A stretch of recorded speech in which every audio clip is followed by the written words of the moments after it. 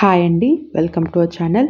ఈరోజు ఎంతో టేస్టీగా ఈజీగా చేసుకునే పెసరపప్పు పరమాన్నం ఎలా తయారు చేయాలో చూద్దాం. ఈ రెసిపీ చాలా ఈజీగా చేసుకోవచ్చండి. రెసిపీకి కావాల్సిన పదార్థాలు ఏంటో, తయారు చేసే విధానం ఏంటో చూసేద్దాం. కావాల్సిన పదార్థాలు: 1 కప్పు రేషన్ బియ్యం, అరకప్పు పెసరపప్పు, పాలు 1/2 లీటర్, బెల్లం 100 గ్రాములు, నెయ్యి 3 టేబుల్ స్పూన్లు, కిస్మిస్ కొద్దిగా, జీడిపప్పు కొద్దిగా,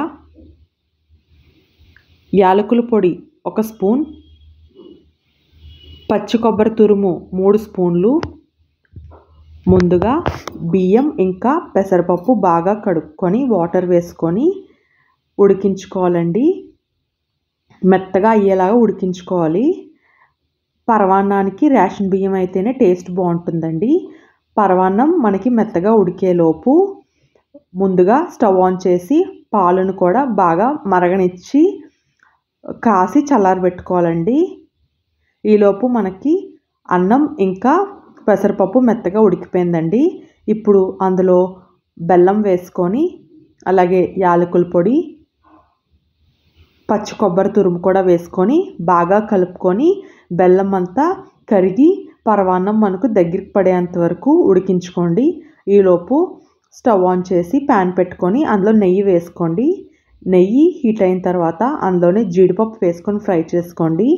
జీడిపప్పు కూడా ఫ్రై అయిన తర్వాత కిస్మిస్ కూడా వేసుకొని బాగా ఫ్రై చేసుకొని స్టవ్ ఆఫ్ చేసేయండి. ఇప్పుడు ఆ జీడిపప్పు కిస్మిస్ని ముందుగా రెడీ చేసి పెట్టుకున్న బెల్లం అన్నంలో వేసుకొని ఒకసారి బాగా కలుపుకోండి.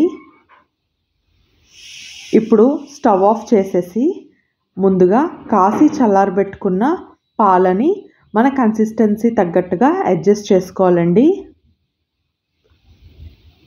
ఇప్పుడు ఒకసారి బాగా కలుపుకొని ఒక సర్వింగ్ బౌల్లో తీసుకొని సర్వ్ చేసుకుంటే ఎంతో కమ్మగా టేస్టీగా ఉండే పెసరపప్పు బెల్లంతో చేసిన పరమాన్నం రెడీ అయిపోతుందండి. ఇక్కడ నేను ఆర్గానిక్ బెల్లం తీసుకున్నానండి, అందుకే కలర్ అలా ఉంది. ఈ రెసిపీ మీకు నచ్చినట్లయితే ట్రై చేసి ఎలా ఉందో కమెంట్ చేయండి. అలాగే ఛానల్ని కూడా సబ్స్క్రైబ్ చేసుకోండి.